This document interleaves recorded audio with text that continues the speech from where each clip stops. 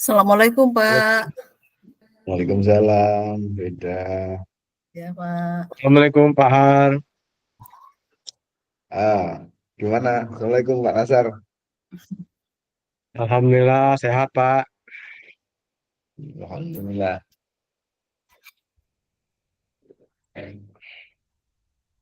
Ya.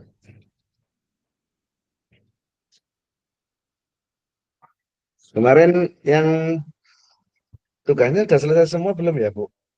Sudah Pak, udah Ada saya yang unggah, kurang ya? dicoba saya unggah kembali ke apa tuh namanya? Pakai apa Bu Sispi kemarin tuh?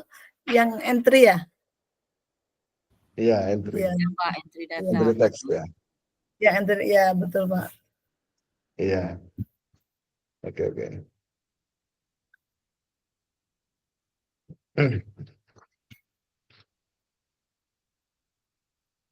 Sebentar ya, Pak. Assalamualaikum. Acara.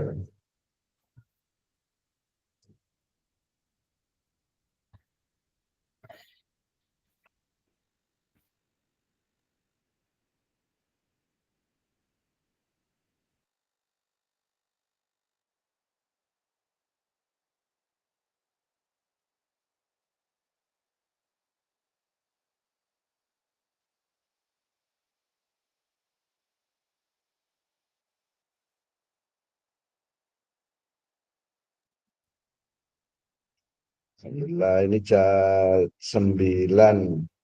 Jumlahnya berapa? 10 ya? Pak Hardinal belum. Iya, Pak Ardina. Kalau nggak salah jumlahnya 10 orang. Bu Mariuti Pak, kayaknya Iya. lagi di jalan susah sinyal. Iya. Terus ini Bu Susna lagi uji UKKJ, UKJJ ya, uji kompetensi jabatan fungsionalnya. Ya, hujan untuk naik pangkat tuh Pak. Iya, ya mudah-mudahan sukses lah, mudah-mudahan segera berhasil ya, Bapak Ibu. Selesai ya Pak ya. Ini mungkin pertemuan terakhir kali ya, Bapak Ibu Betul ya, Pak. Tuh. dengan saya, dengan saya kayaknya pertemuan terakhir. Setelah itu baru mungkin Bapak Ibu bisa melanjutkan sebagai fasilitator. Kalau Bu Ida ya yang sudah fasil itu kayaknya. Bu Ya Ida betul apa? Pak. Ya, Bu Ida ya. iya.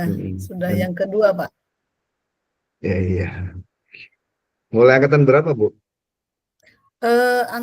Pasil angkatan 9 Pak. Tapi kalau PP angkatan 5. Oh, PP-nya angkatan 5. Iya, iya. Ya mudah-mudahan ini bisa berkelanjutan ya Bapak Ibu ya. Untuk Insya Allah. program guru penggerak ini sayang kalau nggak lanjut. Udah bagus. Ya, sudah bagus. Ya mudah-mudahan dengan pergantian menteri nggak signifikan untuk perubahannya. Mudah-mudahan. Betul Pak. Sayang. Ya, Sudah banyak ya, dicetak para ini ya Pak ya. ya soalnya kan Pak kita langsung. ya nampaknya juga sudah kelihatan, Sudah. sudah bagus. Dan perubahan-perubahan di Bapak Ibu guru penggerak juga sangat bagus, sudah kelihatan. Betul Pak. Iya. Namun demikian ya kita ikut aja bagaimana kebijakan pemerintah. Ya. Kalau di Bengkulu itu guru konten kreator itu rata-rata guru, nah itu Bu Sispi itu para guru penggerak Pak. Udah itu yang apalagi sekarang yang Jambore GTK juga banyak dari kalangan Guru ini. penggerak. Ya. Iya. Bahkan kemarin di sini tuh yang banyak terangkat ke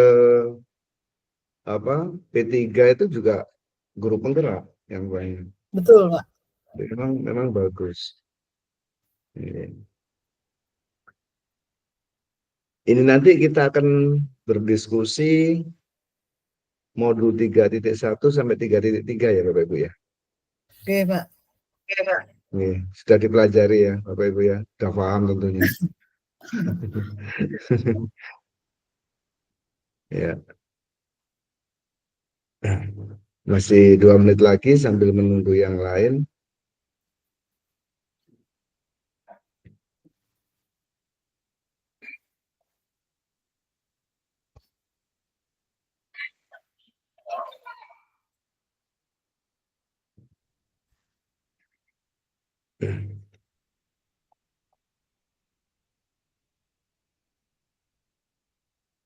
Ini Pak Ardina sudah ada. Bu Pajar. Bu Pajar. Hadir, Oh, Pak. sudah ya. Iya. Bu Pajar sudah hadir. Pak Arna sudah, Bu Susna sudah, Bu Eki sudah.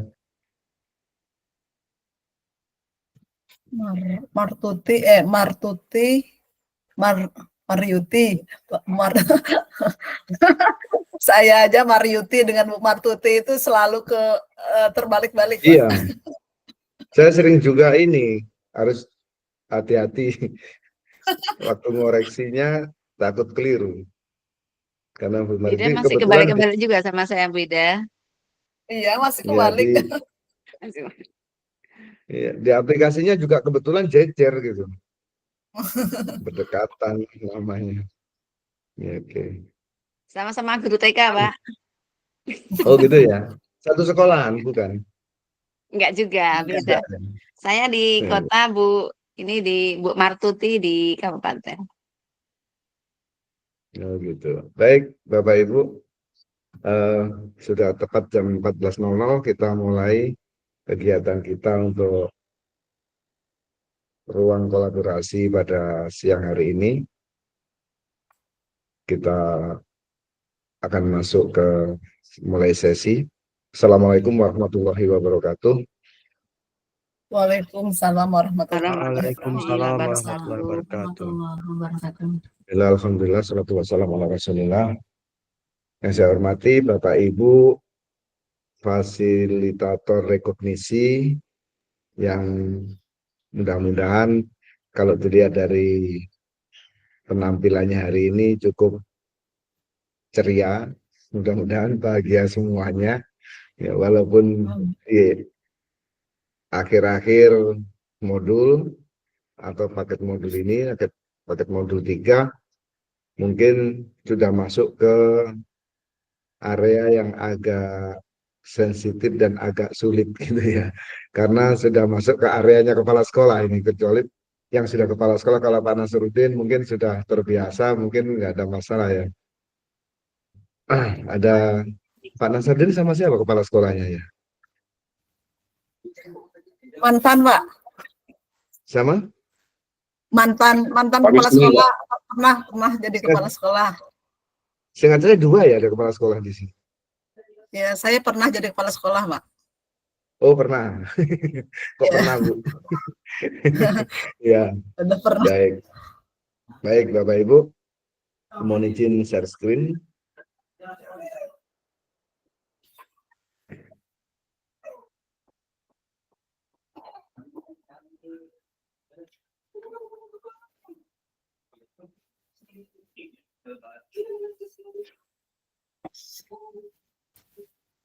Nah, baik Bapak Ibu, kita sudah masuk ruang kolaborasi modul 3.3 tentang pengelolaan program yang berdampak pada murid. Jadi mulai modul 3.1 sampai 3.3 ini memang diarahkan untuk kompetensinya kepala sekolah Bapak Ibu ya, karena memang nanti Bapak Ibu akan mendampingi JGP dan mungkin Bapak Ibu sendiri juga ini sesuai PP 57 dipersyaratkan untuk kepala sekolah itu dari guru penggerak. Jadi guru penggerak memang harus disiapkan untuk benar-benar matang sehingga nanti benar-benar bisa melayani, bisa mengambil peran sebagai kepala sekolah. Untuk sesi 1 ini kita akan berdiskusi bersama saya, Fasil pemandu Bapak Ibu, sebelum Bapak Ibu mengikuti kolaborasi pada sesi kedua besok. Nah, di sesi ini Bapak Ibu, modul 3.3 ini tentang pengelolaan program yang berdampak pada murid. Ini kompetensi lulusan yang dituju, nanti diharapkan calon guru penggerak itu mampu mempraktekkan rangkaian supervisi akademik dalam pembelajaran dengan menggunakan paradigma berpikir kucing dan melakukan refleksi terhadap praktik supervisi akademik.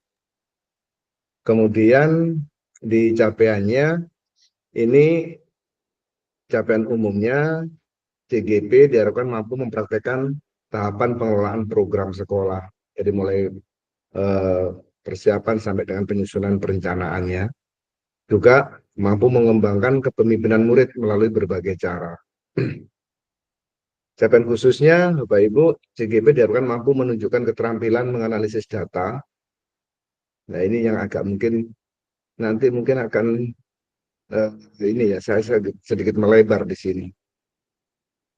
Untuk menentukan prioritas masalah dan kebutuhan di sekolah, mampu menunjukkan pemahaman mengenai bentuk-bentuk program dan strategi memilih bentuk program yang efektif dan sesuai dengan kebutuhan aspek-aspek dalam pengembangan program seperti formatnya, durasi kerjanya, sumber daya yang diperlukan, lokasinya. Kemudian juga CGP mampu menerapkan tahapan pengelolaan program yang efektif dan berdampak. Nah, ini mungkin perlu digarisbawahi, efektif dan berdampak, serta mengevaluasi praktek yang selama ini dijalankan di sekolahnya. CGP juga diharapkan mampu memahami analisis manajemen risiko dan mampu mengelola risiko menjadi sebuah potensi yang berorientasi pada pembelajaran murid. Yang terakhir, CGP mampu memahami prinsip-prinsip monitoring, evaluasi, serta menerapkan dalam pengelolaan program. Itu capaian yang diharapkan bisa dicapai oleh CGP nantinya, yang nanti akan Bapak Ibu Fasil dampingi. Ya. Agendanya Bapak Ibu, ini nanti pembukaan 10 menit, review materi 65 menit, review penugasan 10 menit, dan nanti penutup 5 menit. Nah, untuk itu kita buka bareng-bareng agenda kita pada hari ini. Mohon izin, mungkin akan saya pimpin langsung, atau mungkin ada yang ingin memimpin? Mungkin Pak, ini Bapak-bapak ini Pak Nas sama Pak Ardinal ya. Silakan Pak Nas sama Pak Ardinal, mungkin ada yang berkenan untuk memimpin berdoa.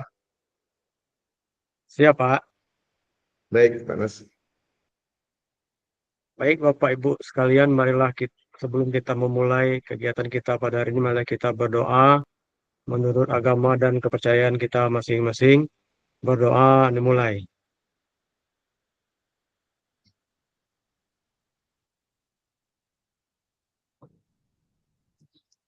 Berdoa selesai. Baik. Terima kasih Pak Nasarudin. Bapak Ibu, selanjutnya komitmen belajar kita hari ini seperti biasa, seluruh peserta memiliki kesempatan untuk berpendapat. Walaupun nanti akan kita atur bagaimana teknisnya begitu ya. Yang kedua, berpikiran terbuka dan saling menghormati. Jika ada satu peserta bicara, maka peserta yang lain mendengarkan. Yang keempat, berpendapat setelah dipersilahkan. Yang kelima, berpartisipasi penuh tanpa dibanding kegiatan lain, kecuali nanti ada yang izin, tadi yang ada ujian. Yang keenam, ikuti sesi kelas dengan perasaan yang gembira. Jadi kita mungkin Bapak Ibu lebih bisa gitu ya untuk membuat suasana yang rame, happy gitu. Kalau di kelas terutama. Tapi di sini walaupun mungkin suasananya agak sedikit berbeda, tapi saya mohon tidak tegang-tegang banget gitu ya Bapak Ibu ya. Santai-santai aja. Kita masuk ke review Bapak Ibu di persiapan 15 menit yang pertama ini, kita akan mencoba untuk apa ya, menenangkan pikiran dulu gitu ya, mengheningkan cipta, tapi bukan mengheningkan cipta sih, hening dulu, kita coba fokus sebentar aja 3 menit, kita berfokus, kita menenangkan diri kita, mengosongkan pikiran kita fokus pada modul 3.1, 3.2, 3.3 yang barusan Bapak Ibu pelajari. Coba kita ingat-ingat Bapak Ibu. Kita ingat-ingat kemarin 3.1 itu tentang apa gitu ya. Kemarin 3.1 itu tentang apa, kemudian 3.2-nya tentang apa. Nah, coba kita ingat-ingat kembali. Nah, di situ 3.1 terkait dengan pengambilan keputusan, 3.2 terkait dengan penggunaan aset dan sumber daya. Nah, sekarang yang ketiga ini terkait dengan membuat program pembelajaran atau program sekolah yang berpihak pada murid. Itu kira-kira bayangan Bapak Ibu seperti apa gitu ya. Dan selama mempelajari materi ini, apa yang Bapak Ibu rasakan. Nah, untuk itu Bapak Ibu, saya akan mencoba menyampaikan Padlet ini di chatbox.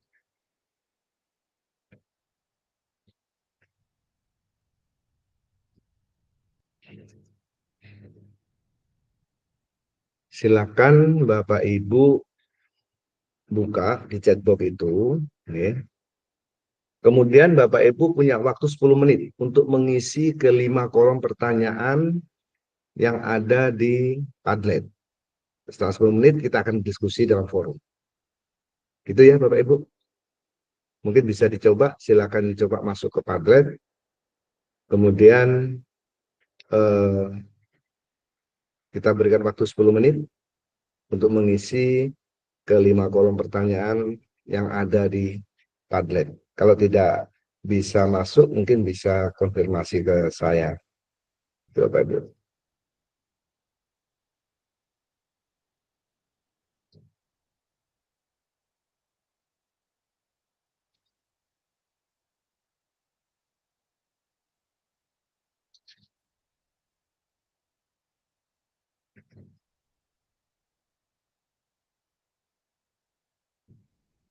Coba turunkan dulu.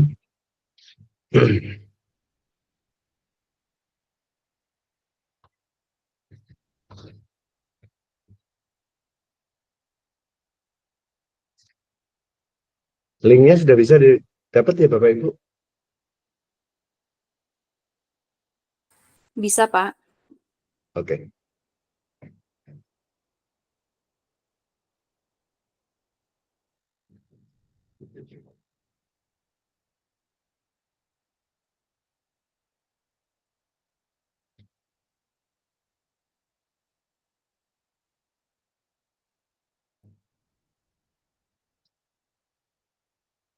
Ya.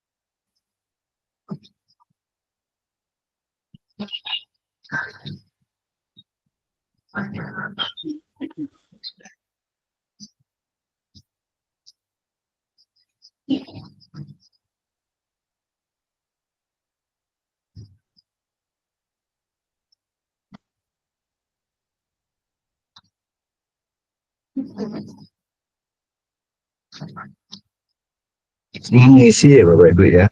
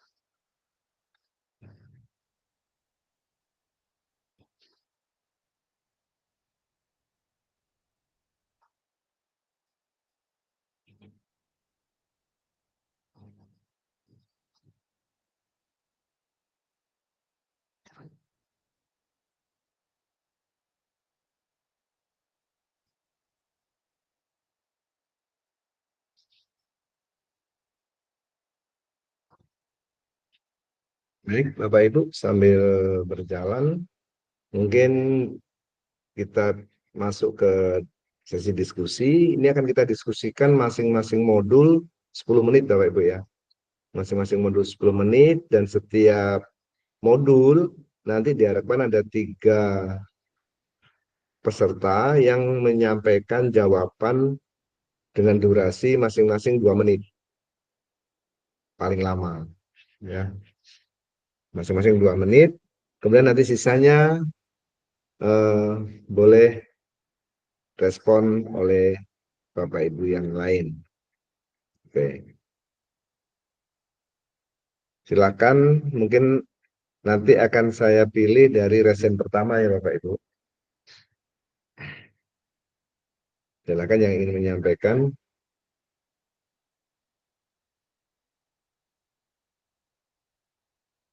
Oke, ini ada Ibu Ida, ada Ibu Eki, satu lagi.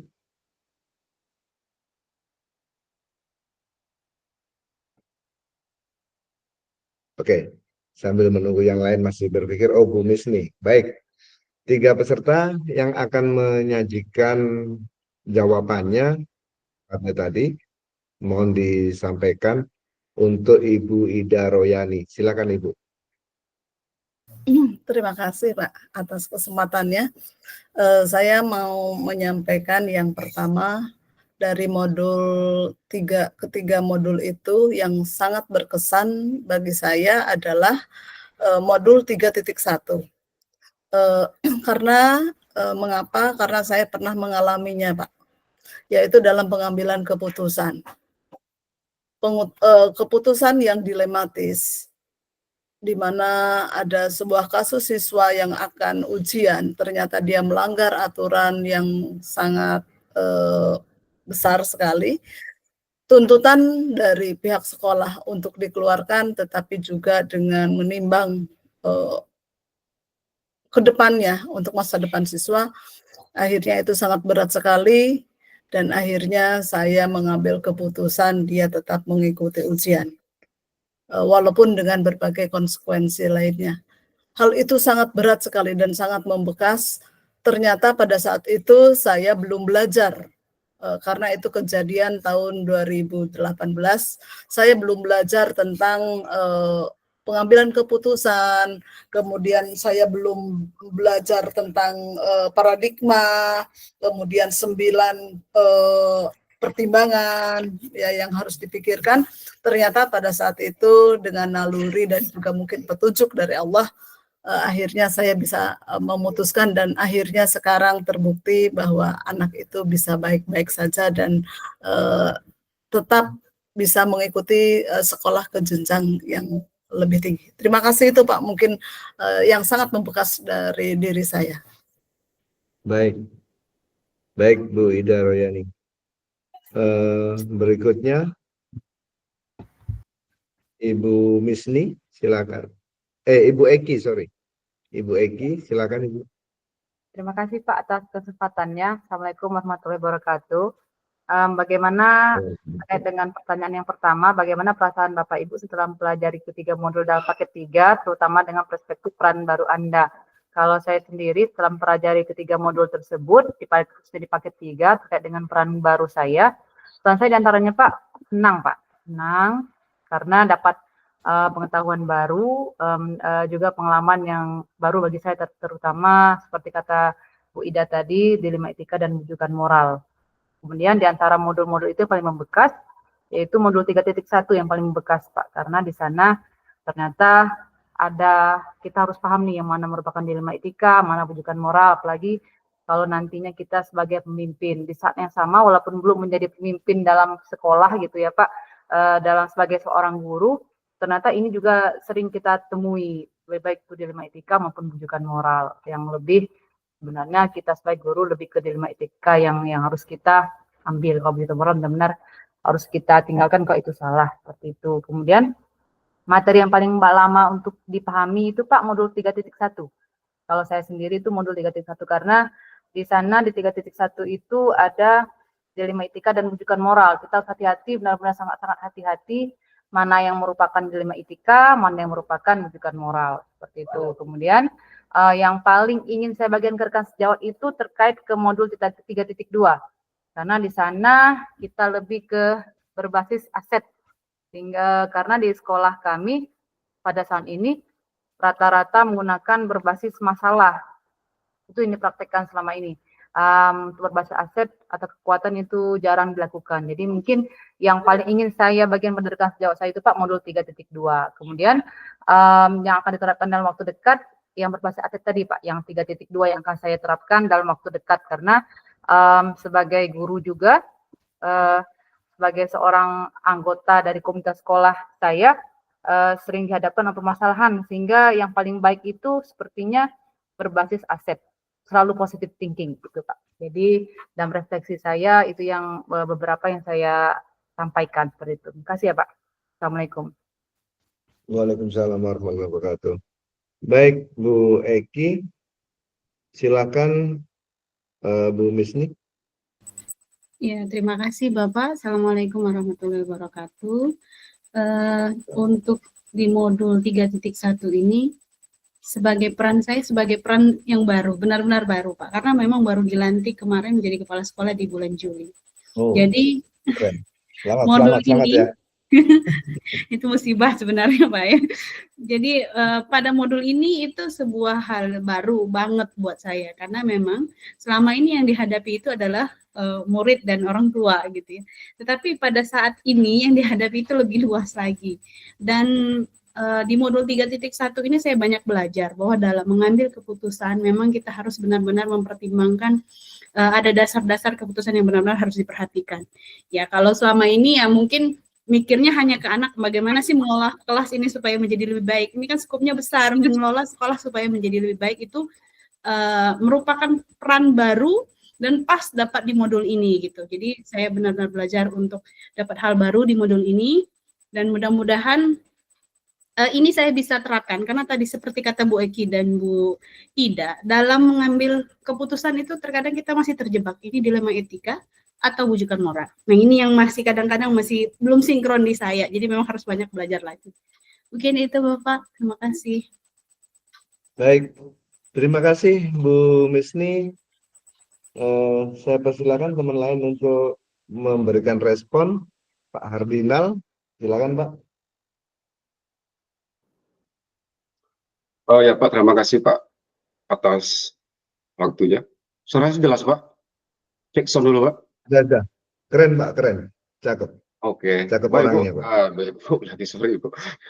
Bapak, begini Pak, yang menurut saya apa yang disampaikan teman-teman tadi menarik sekali ya terkait dengan pengambilan keputusan nih Pak ya. Apa namanya itu dalam kehidupan kita sehari-hari kita sering sekali dihadapkan dengan situasi yang dilematis ya. Menurut saya Pak, apapun risikonya kita harus mengambil sebuah keputusan gitu kan. Dan saya berpikir bahwa tidak ada satu keputusan pun yang dapat memuaskan semua pihak. Pasti ada pro dan kontroversialnya gitu. Jadi ini kita tinggal menganalisis mana risiko yang lebih apa namanya itu lebih minim ya, lebih apa namanya risikonya lebih kecil. Dan satu lagi yang menurut saya itu dalam konteks pendidikan, dalam konteks sekolah, keputusan yang kita ambil itu adalah berdampak atau berpihak pada murid. Jadi memang selama ini kita tidak pernah mengenal ya, sebelum mempelajari modul 3.1 ini kita belum pernah mengenal yang namanya 4 paradigma, kemudian 3 prinsip, kemudian ada lagi 9 langkah pengujian dan pengambilan keputusan itu. Terima kasih Pak. Jadi kuncinya Pak, kita harus mengambil keputusan Pak, tapi dengan risiko yang terkecil dan berpihak pada murid. Terima kasih Pak. Baik, terima kasih Pak Hardinal. Ada lagi Bapak Ibu yang ingin memberikan komentar dari apa yang disampaikan oleh teman-teman tadi, Bu Ida, Bu Eki, Bu Misni. Tadi 3 ini ya Pak, 3.1 ya, yang ini ya, yang kita diskusikan sementara ya. Iya. Silakan difokuskan di 3.1 dulu. Ada Bapak Ibu? Baik. Bapak Ibu, di 3.1 ini kita lebih banyak pada teknik pengambilan keputusan dan saya ingin menyampaikan ini Bapak Ibu, kita coba kuatkan di sisi ini. Ini. Jadi penguatan modul 3.1 terkait dengan prinsip. Jadi tadi disampaikan teman-teman kayaknya lebih banyak kebingungan Mas Yan tentang membedakan atau kesulitan saat menghadapi dilema etika dan bujukan moral. Ke situ ya Mas Yan ya. Bapak Ibu, kalau kita bicara bujukan moral, kita coba kita definisikan dulu atau kita pahamkan dulu yang dimaksud bujukan moral itu seperti apa sih Bapak Ibu? Kalau bujukan moral itu benar PS salah ya Pak ya? Benar salah ya Pak ya? Iya. Betul Pak Ardinal ya? Benar salah ya? Benar PS salah, oke. Iya. Kalau salah berarti ada yang disalahi, ada yang dilanggar gitu ya? Iya Pak. Ada yang dilanggar. Artinya dia salah menurut apa gitu kan? Salah menurut apa? Nah, dalam konsep ini yang dimaksudkan bujukan moral itu kita bisa salah berdasarkan hukum, bisa salah berdasarkan hukum agama, ataupun hukum adat. Yang di situ kita merasa atau ada landasan yang menyatakan kalau kita melakukan itu salah, gitu ya. Kita melakukan itu salah. Maka kalau sudah salah dan benar, dan di situ Bapak Ibu mengidentifikasi itu sebagai suatu kesalahan, maka nggak usah dibingungkan Bapak Ibu. Ya sudah salah kok ya ditinggalin gitu. Jadi kalau memang itu salah ya jangan dilakukan gitu kan. Misal nih yang paling gampang bicara tentang hukum. Ternyata itu melanggar hukum misalnya. Atau melanggar peraturan yang ada. Ini kalau nggak salah dulu yang pernah saya lihat di alur cerita itu ada misalnya seorang guru menjalankan kegiatan kepanitiaan, ada saldo anggaran, saldo sisa anggaran. Ini gimana nih? Kita sudah kerja capek-capek, ini ada sisa anggaran kalau kita pakai gunakan untuk makan-makan gimana? Nah ini seolah-olah gitu ya. Hati-hatinya di sini ya Pak. Hati-hati bahwa itu seolah-olah benar. Biasanya namanya bujukan, makanya disebut bujukan ya, bujukan moral.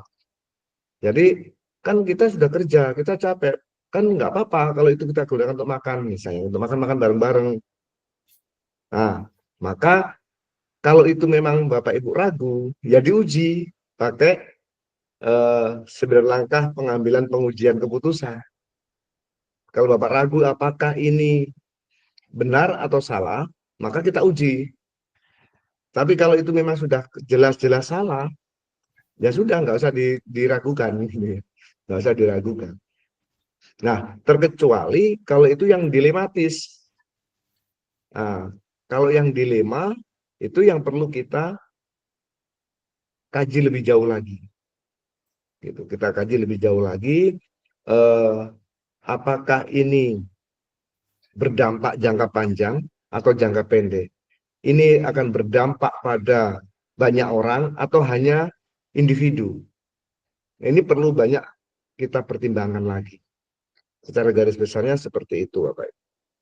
Jadi konsep dalam pengambilan keputusan ini makanya disebutnya pengambilan langkah atau keputusan yang bertanggung jawab gitu ya.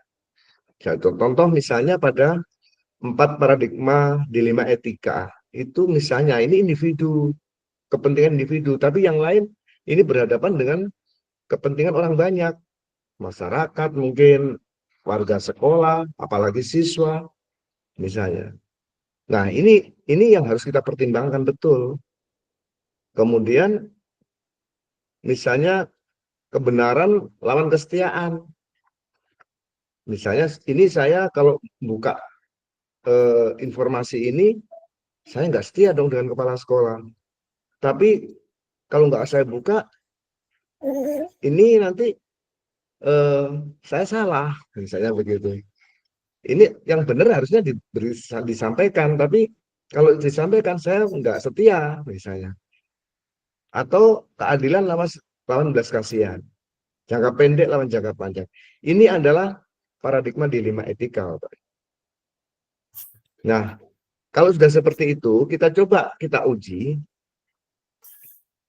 9 langkah pengambilan keputusan mengenai bahwa adakah nilai-nilai yang saling bertentangan, Bapak Ibu. Nilai-nilai ini adalah boleh dari nilai secara hukum, secara adat, secara agama, bertentangan enggak? Nah, kemudian siapa yang terlibat dalam situasi ini? Kumpulkan fakta-fakta yang relevan dalam situasi ini, kemudian kita uji benar atau salahnya. Nah, di sini uji legal, uji regulasi, uji intuisi. Nah, ini yang akan melihat. Kalau sudah uji legalnya salah, ya sudah nggak usah dilanjutin. Uji regulasinya salah, uji regulasinya gagal, ya sudah nggak usah dilanjutin. Sudah gagal secara regulasi, ya nggak bisa diterusin, Bapak Ibu. Nah, kalau itu lolos, baru kita uji berikutnya, pengujian paradigma benar atau benar, benar atau benar dan benar, gitu ya. Prinsip pengambilan keputusan, opsi trilema. Nah, pada akhir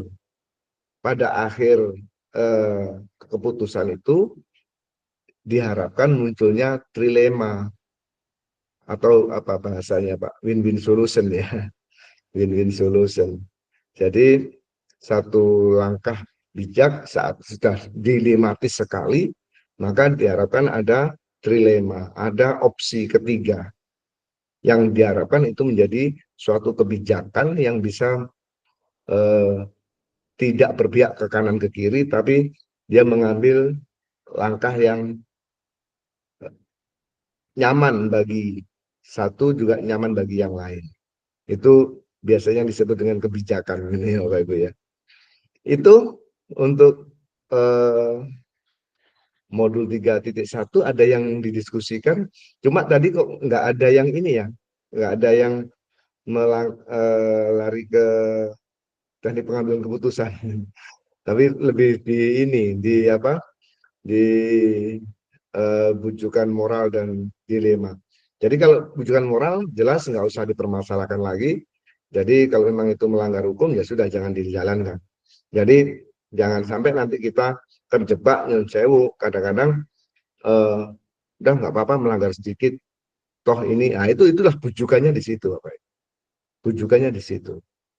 Nah, tapi kalau dilema ya mari kita cari solusi yang tepat untuk supaya bisa mengambil jalan tengah dari permasalahan yang kita hadapi. Yang kita harus mengambil keputusan di situ. Itu ya Bapak Ibu ya. Dan sebenarnya saya tertarik dengan apa yang disampaikan Bu Ida tadi. Tentang ceritanya Bu Ida tadi, ada siswa yang punya masalah gitu ya. Sehingga terpaksa harusnya nggak boleh ikut ujian, tapi harus ikut ujian. Akhirnya Ibu Ida memilih dia ikut ujian. Nah ini sebenarnya saya masih tanda tanya, karena masalahnya kan ditutup tadi. Nggak disampaikan apa sih masalahnya sebenarnya, gitu kan.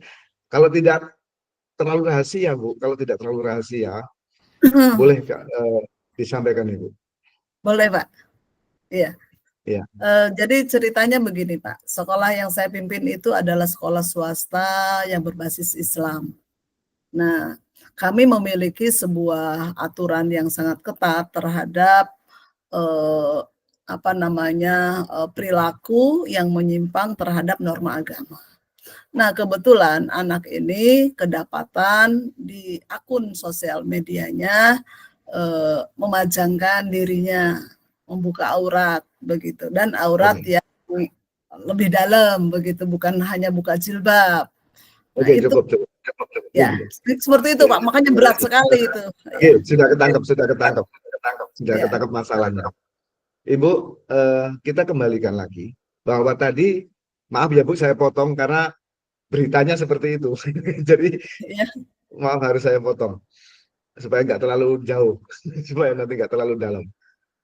Begini, ini pilihannya kan ujian atau tidak, gitu kan Bu ya? Ujian atau tidak. Sementara yang menghambat dia itu adalah kepribadiannya dia, karakternya dia. Pertanyaan saya, apakah ujian atau tidak itu persyaratan ujian apa? Memang ada itu Bu dalam persyaratan ujian. Ada nggak? Tidak ada, Pak. Tidak ada. Nah, tidak ada. Terus dia nyalain apa ini, Bu? Melanggar aturan sekolah, Pak. Iya. Dan pelanggaran itu harus dikeluarkan, ya. Harus dikeluarkan ya, Bu? Ya. Iya. Oke. Itu aturannya sekolah seperti itu. Nah, ini mungkin silakan Bapak Ibu untuk mengambil kebijakan, berpikir lebih panjang lagi. Nah, ini baru dilema. Ini baru dilema saat Ibu bicara ini harus dikeluarkan. Keputusannya, pertanyaannya, dia melanggar etika. Dia keluar atau tidak keluar, mestinya itu. Bukan ujian tidak ujian. Keluar atau tidak keluar. Ya. Saat ini keluar, dampaknya apa? Kira-kira. Kalau tidak keluar, dampaknya apa? Nah, ini yang perlu diuji. Gitu ya, Bu ya. Kalau misalnya nih, nanti kalau anak ini tidak keluar, mungkin akan berdampak pada ditiru teman-temannya. Mungkin begitu ya, khawatirnya sekolah. Nanti yang lain ikut nakal, karena yang ini aja nggak diapa-apain, nggak disanksi misalnya. Tapi kalau ini dikeluarkan, mungkin itu aman. Nah, coba sekarang kita tinjau dari uji jangka panjangnya, Bu. Coba ini Ibu di sini jangka pendek lawan jangka panjang. Dalam jangka pendeknya mungkin akan bermasalah dengan anak-anak. Dan saya yakin itu bisa dianulir. Beri pemahaman siswanya yang ada di sekolah itu. Tapi dalam jangka panjang itu akan hilang, Bu. Ini akan dilupakan dalam jangka panjang. Tapi dampak ke anaknya dalam jangka panjang, Bapak Ibu bisa bayangkan, dia harus tidak sekolah, dia nanti tidak bisa bekerja, dia nanti masa depannya seperti apa, kehidupan berikutnya dia seperti apa. Dalam jangka panjang itu akan sangat bermasalah pada anak itu. Nah, ini Bapak Ibu bisa pertimbangkan di sini. Dalam jangka panjangnya seperti apa, jangka pendeknya kayak apa. Nah, ini yang harus kita pertimbangkan matang-matang supaya tidak sampai merugikan orang lain, apalagi itu siswa. Gitu ya, Ibu ya. Jadi kalau memang ada hal yang seperti itu, silakan dipertimbangkan nanti. Jangan kita menggunakan alur berpikir cepat ya di modul berapa itu? 1.3 kalau nggak salah ya, tentang cara kerja otak itu. Nah, sorry, 2 titik ya, 2.2 ya, apa 2.1 saya lupa. Nah, cara kerja otak di mana itu kita berpikir cepat. Nah, disitulah kenapa kita dikenalkan dengan berpikir lambat dan berpikir cepat. Nah, sekarang ini ketemu nih penggunaannya, gimana cara menggunakannya. Jadi pada saat kita menghadapi dilema, maka itu yang kita gunakan. Kita jangan menggunakan berpikir cepat, tapi kita lebih berpikir lambat, bukan berarti tell me ya Bapak Ibu ya. Jadi berpikir lambat itu artinya berpikir panjang lebar gitu ya. Berpikir dengan segala pertimbangan. Baik, Bapak Ibu, sementara cukup ya 3.1-nya. Kita masuk ke 3.2. Silakan Bapak Ibu. Apa yang Bapak Ibu rasakan di sini?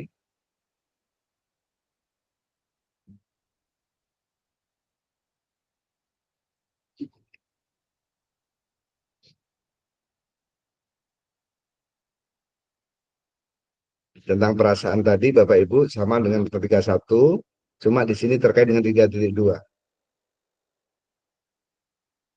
Silakan 3 orang.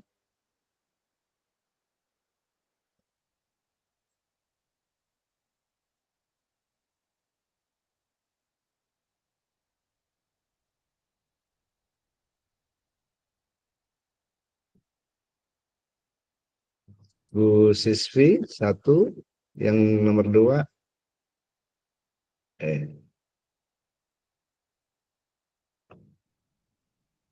Bu Fajar 1 lagi.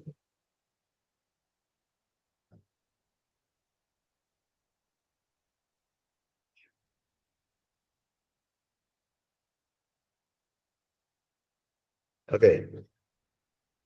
Sambil menunggu yang ketiga, Bu Siswi silakan. Baik Bapak. Untuk modul Iya. 3.2. Baik Bapak, terima kasih.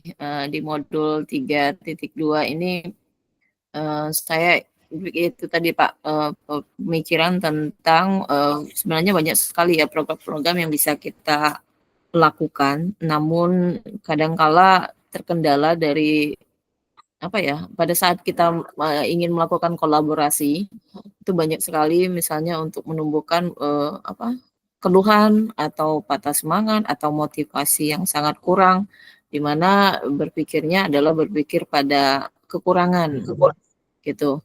Oh tidak ada sarana prasarana pendukung dan lain-lainnya. Di sini saya cukup kesulitan lah Pak untuk bisa mengalihkan bahwa semua program itu sebenarnya bisa juga kita lakukan berdasarkan dengan apa yang kita miliki atau istilahnya apa, berbasis pada aset gitu Pak. Terima kasih. Sultan, oke. Baik. Bu Fajariani. Baik, terima kasih Bapak sebelumnya.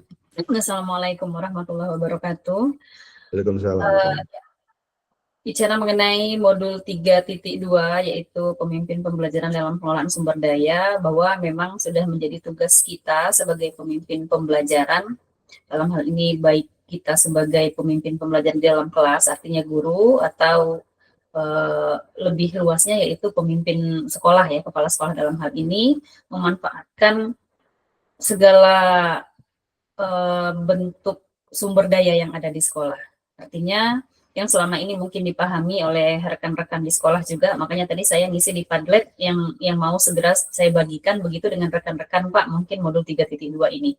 Di mana teman-teman, rekan-rekan mungkin kalau kita bicara aset, itu paradigmanya fisik Pak, sarana prasarana dan lain sebagainya.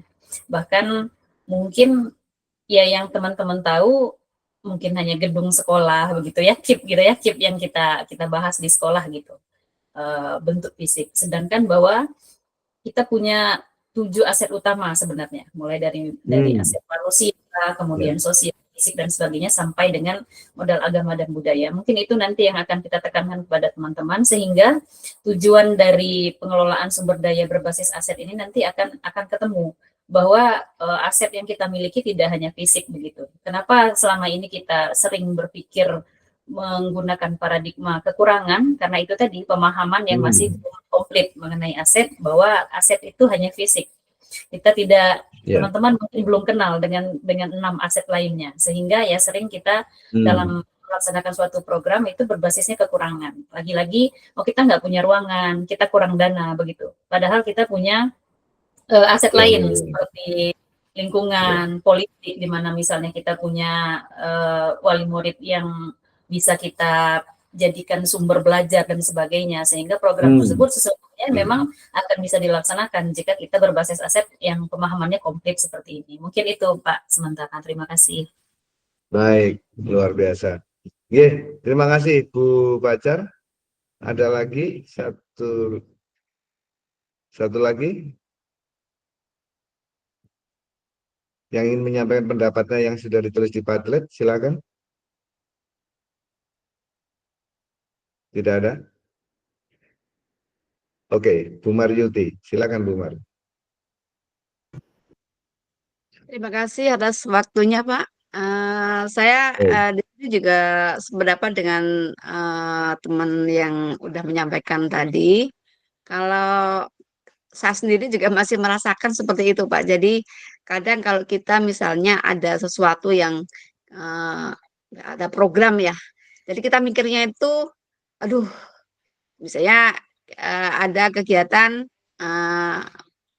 misalnya menyampaikan dengan video. Kalau di kelas kan paling bagusnya ataupun secara maksimalnya kalau memakai LCD kan. Tapi saya mikirnya, aduh, nggak punya ini, berarti udah nggak usah pakai pakai kegiatan, pakai yang lain aja. Jadi masih seperti itu. Tapi mulai saya udah mulai berpikir, kadang walaupun mungkin belum maksimal ya, tapi mungkin saya udah beralih. Kalau seandainya saya nggak mempunyai media yang lebih maksimal, hasilnya saya memakai misalnya pakai HP, atau mungkin saya membacakan, berusaha untuk mencari cerita atau yang lain sebagainya.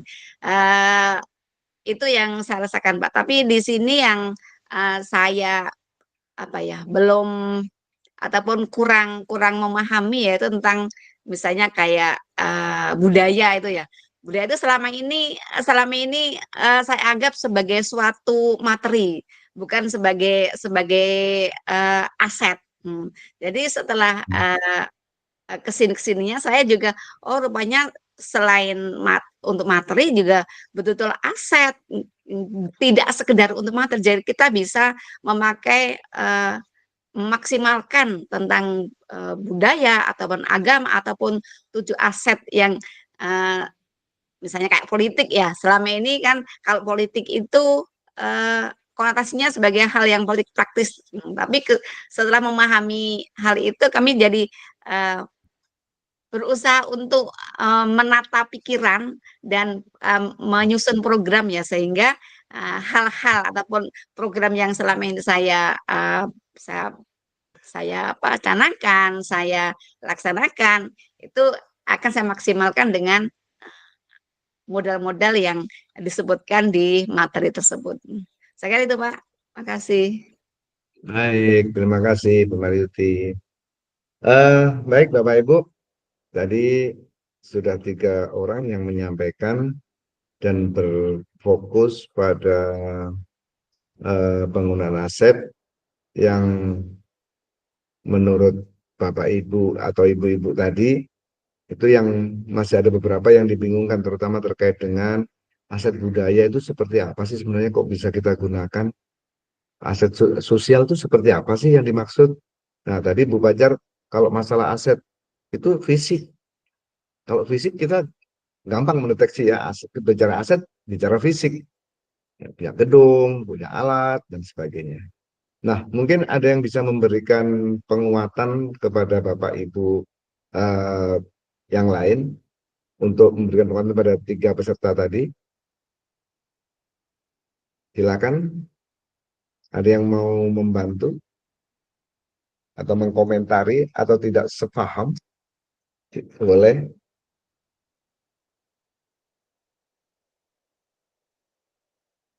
Ada Pak Ardinal, silakan Pak Ardinal. Oh ya Pak, baik Pak. Kalau menurut saya Pak, yang dikatakan dengan aset sosial dan politik ya, sosial itu bagaimana kita membangun apa namanya itu jaringan sosial kita dengan apa namanya lingkungan luar sekolah yang bisa kita manfaatkan untuk sekolah. Sepertinya kita membangun apa namanya Kombel, kita belajar, kemudian ada lagi MGMP, kemudian kita menjalin kerjasama dengan pihak pemerintah, sepertinya ada dari Polres, kemudian dari Kejaksaan, ada lagi dari Pemda, misalnya, atau dari Dinas Kesehatan, ini bisa kita manfaatkan yang berdampak pada sekolah kita atau program kita. Itu saja Pak, terima kasih. Baik, terima kasih Pak Ardinal, tepat sekali. Sama-sama Yang Pak. lain mungkin ada yang menambahkan?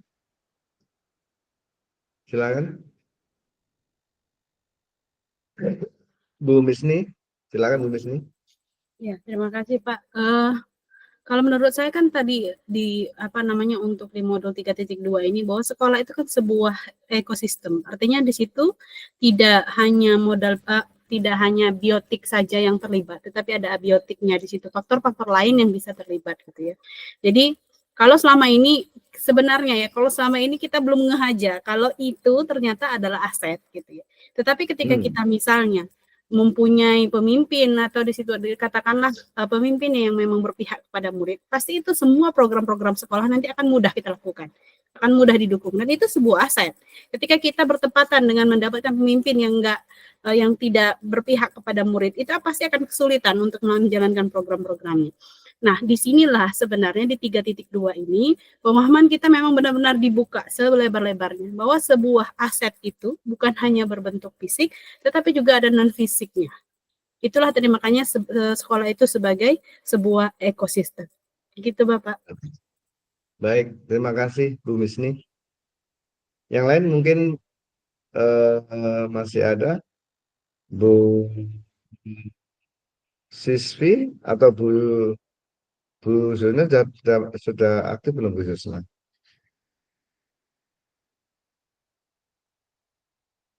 Oke, sudah masuk. Oke, terima kasih. Silakan Bu Zuna.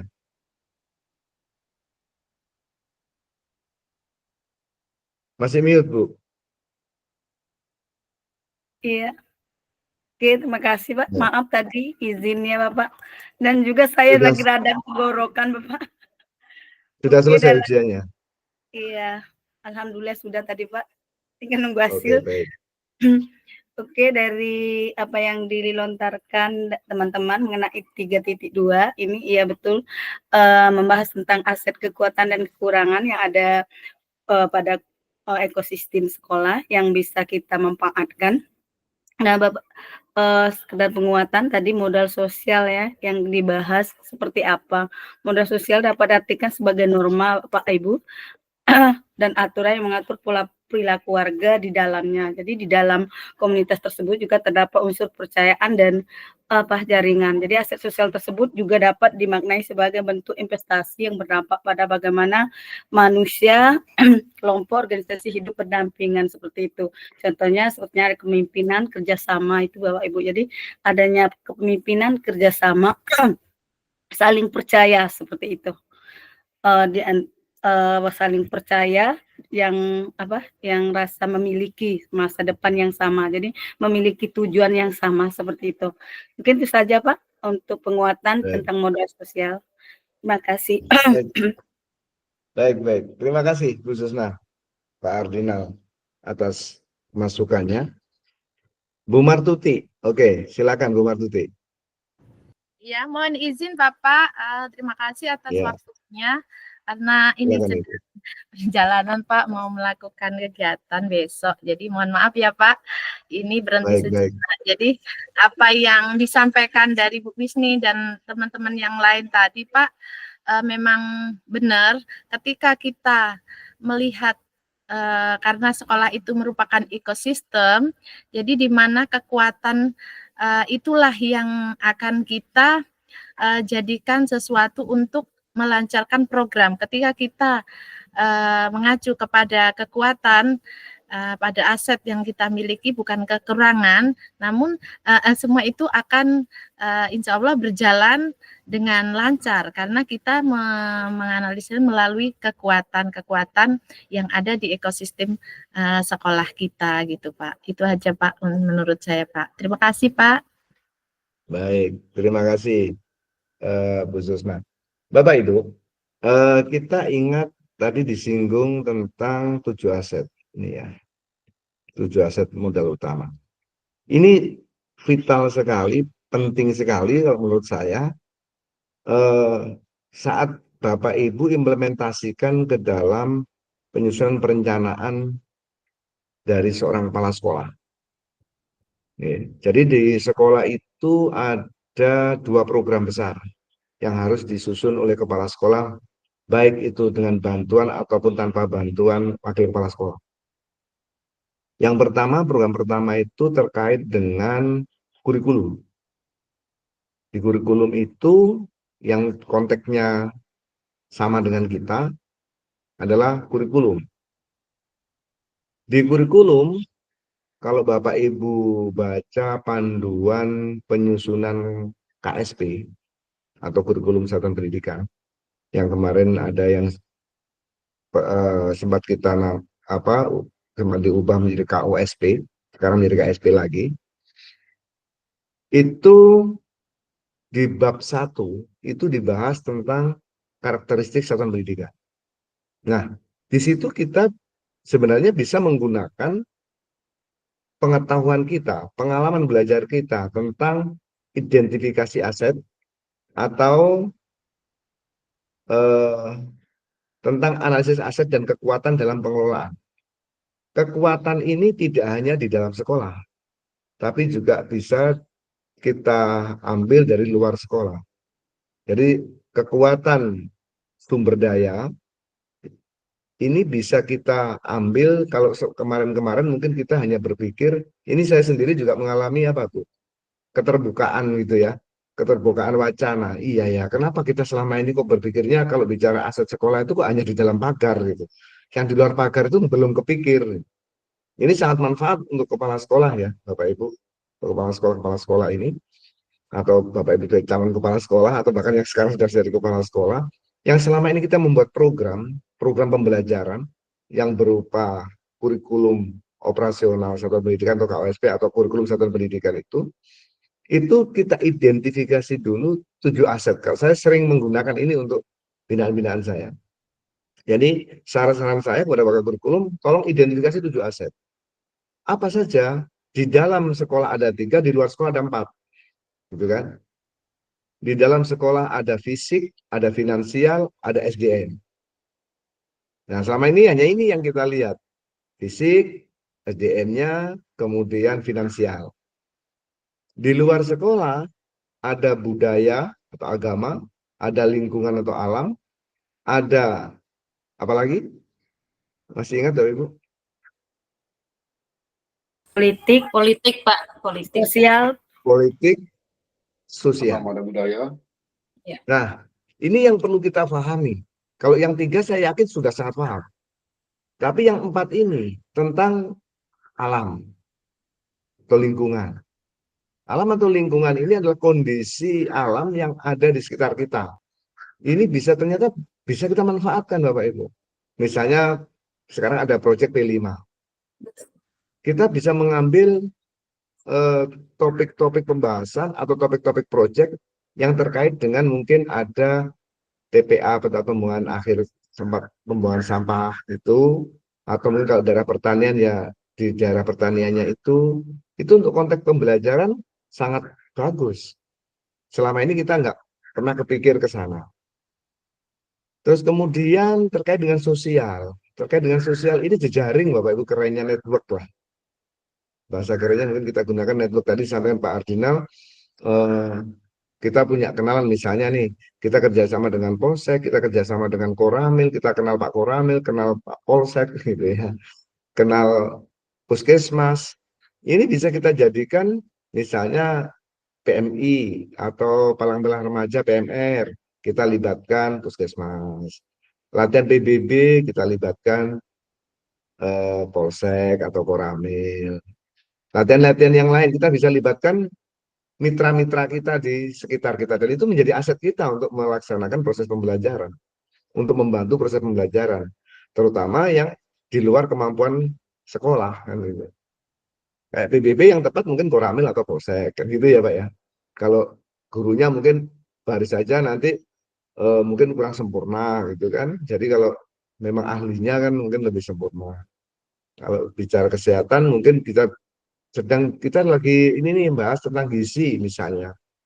Ya kita datangkan ahlinya yang kalau kita punya kenalan kan ya itu jadi aset kita. Gitu Bapak Ibu. Jadi sosial itu jejaring network ya.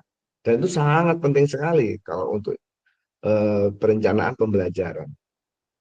Kemudian budaya agama. Budaya atau agama.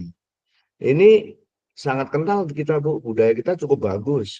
Misalnya ada kerja bakti, anak-anak kita libatkan, kita ajak bagaimana, apa sih yang dimaksud kerja bakti itu, yuk kita ikut bareng-bareng masuk ke masyarakat.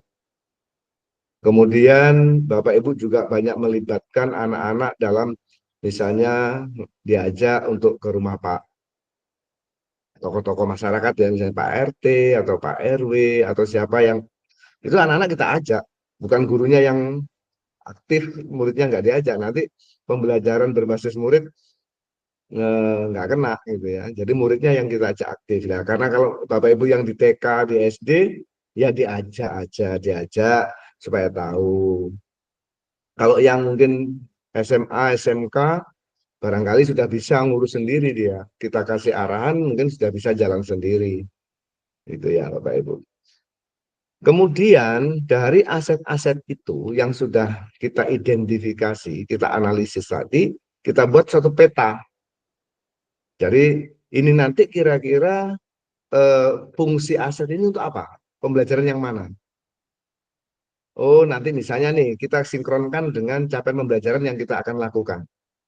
Oh, capaian ini nanti akan didukung oleh misalnya baris berbaris. Oh, akan didukung oleh Polsek.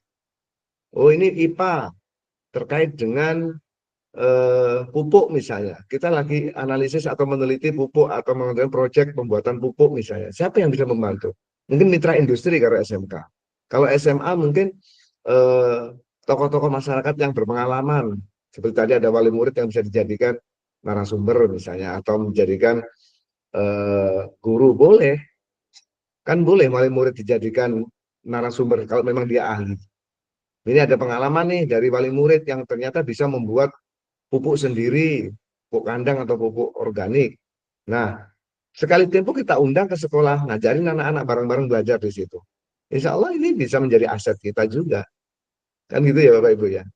Maka 7 aset ini sangat penting untuk difahami secara kritis, secara detail oleh Bapak Ibu, terutama calon kepala sekolah maupun kepala sekolah, sehingga nanti pola pikirnya tidak terkungkung hanya ada di dalam sekolah saja.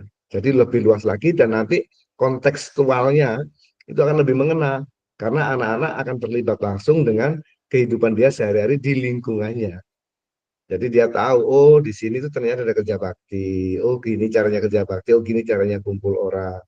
Bahkan saya sering mengarahkan supaya anak-anak itu karena kami dari SMK, jadi saya meminta siswa itu dilibatkan dalam aktivitas di desa, seperti ada posyandu, ada misalnya eh, temu apa itu istilahnya Karang Taruna, libatkan nggak apa-apa, biar mereka membaur dengan kehidupan keseharian, sehingga nanti kalau dia turun di masyarakat sudah nggak canggung lagi.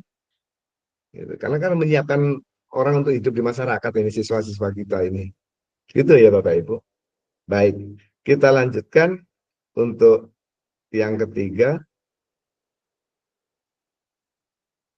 tentang ini karena ini terakhir dan puncaknya memang ya ini agak sedikit agak rumit ini nanti. Di modul 3.3 mungkin ini tadi kebanyakan katanya yang sulit di 3.1 ya, yang menarik di 3.1. Mungkin yang 3.3 ini menarik nggak sih? Atau mungkin masih ada yang dibingungkan di 3.3 ini? Silakan Bapak Ibu.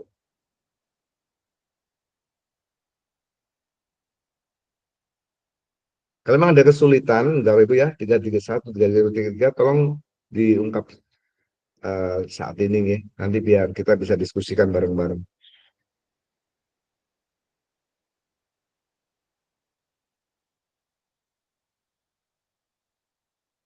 Ya, Bu Mariuti, silakan Bu Mariuti. Terima kasih Pak. Pada modul 3.3 ini secara memahami materi mungkin tidak begitu sulit ya Pak ya. Tapi dalam menerapkan atau mempraktekkan di lapangan, terutama yang untuk guru TK atau sekolah TK itu mungkin ya boleh dibilang sulit lah. Atau sebenarnya mungkin pernah dilaksanakan, cuman itu termasuk apa yang berpihak pada murid atau bukan. Cuman yang lebih nampak itu bukan masalah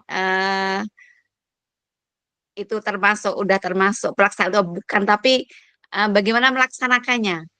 Karena anak TK itu kan dalam segi misalnya kegiatan itu kalau seandainya disampaikan bagaimana suara ataupun memilih atau bagaimana kepemilikannya dalam kegiatan itu masih harus dibimbing ataupun dibimbing lah sama gurunya, belum bisa, masih agak sulit menurut saya tuh Pak. Nanti mau mungkin ada teman-teman yang guru TK ya, misalnya Bu Misni atau Bu Martuti yang mungkin bisa memberikan wawasan ataupun contoh-contoh atau yang lebih bisa saya terapkan di sekolah saya. Itu berarti ini termasuk pertanyaan Pak. Oke, gitu ya. Curhatan ya Bu ya. Iya. Baik Ibu, diterima. Terima kasih. Baik. Yang kedua Pak Hardinal, silakan Pak Hardinal. Oke Pak, terkait dengan modul 3.3 nih Pak, apa namanya itu program sekolah yang berdampak positif pada murid Pak ya. Kalau saya lihat di sekolah saya ya Pak ya, secara umum itu program itu disusun oleh dari pihak sekolah ya. Jadi yang saya tanya sih adalah kita tuh kesulitan dalam melibatkan siswa ya dalam membuat program itu. Jadi kalau kita melibatkan siswa, jadi kita itu benar-benar tahu apa itu kebutuhan dari siswa. Seperti kita baca di Inspiring Concept itu ada choice ya, ada voice, ada ownership ya. Bagaimana kita menerima suara ide gagasan dari siswa. Kemudian bagaimana siswa menentukan pilihan-pilihan yang tepat, keputusan yang baik untuk program sekolah yang berpihak pada siswa. Jadi selama ini Pak, kita itu tidak melihat suara dari siswa. Kita kesulitan di sini Pak. Jadi kita menyusun program itu ya sesuai dengan misalnya rapat sesama antara dewan guru, kemudian dengan pihak sekolah, baru kita buat program-program yang seperti ini. Terima kasih Pak, itu saja Pak. Baik. Terima kasih Pak Ardinal. Pak Nasarudin, silakan Pak Nas. Ya, terima kasih Pak. Kalau pengalaman saya di sekolah saya Pak, itu dalam melaksanakan kegiatan yang berhubungan dengan siswa itu, pertama itu kami sebagai Dewan Guru, saya langsung pimpin rapat dengan pembina OSIS, wakil kesiswaan dan guru lainnya untuk suatu event yang untuk dilaksanakan di sekolah kami kan, yang baru minggu kemarin selesai Pak kami laksanakan. Jadi itu memang seluruhnya melibatkan OSIS, melibatkan siswa, mulai dari ide siswa untuk melakukan apa untuk di acara di sekolah ulang tahun sekolah kan. Jadi di situ siswa kami betul-betul kami laksanakan seluruh, termasuk setelah kepanitiaannya pun itu seluruhnya siswa Pak, termasuk membuat undangan apa segala macam ke pihak yang di luar, ke pihak Polsek, Polres, ke Puskesmas. Itu ajang talenta Pak, namanya ajang talenta siswa. Di situ akan dilaksanakan acara ulang tahun sekolah. Lombanya futsal sama dengan volleyball. Jadi di sekolah itu yang diundang adalah siswa-siswi SMP se-Kabupaten Lebong dan siswa-siswi SMA SMK se-Kabupaten Lebong. Jadi seluruhnya panitianya mulai dari perencanaan. Cuman itu perlu kami melihat perkembangannya, terutama hal-hal positif dari murid. Jadi rencana implementasinya, merancang program dimulai dari mengamati minat dan bakat siswa itu dari mana, kemudian menyusun program yang tepat, setelahnya melakukan evaluasi program tersebut.